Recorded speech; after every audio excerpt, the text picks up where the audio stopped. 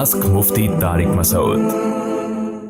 Investment पर fix मुनाफे वसूल करना। फरीहा साहिबा मुल्तान से पूछती हैं, मैंने कंपनी में 2.5 लाख रुपए इन्वेस्ट किए और वो हमें 40,000 माहाना देते हैं, क्या ये सूद के ज़ुमरे में आएगा?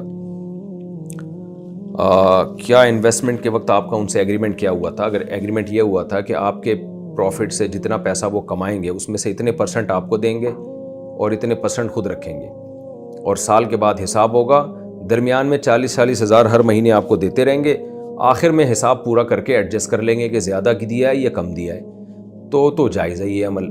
लेकिन अगर तय ही ये हुआ है कि जी आप इतने पैसे दें और हर महीने आपको एक अमाउंट देते रहेंगे और आखिर में एडजस्ट नहीं करेंगे उसको, और परसेंटेज के लिहाज से प्रॉफिट तकसीम नहीं होगा, तो फिर ये सूद है, नाजायज़ है, हराम है।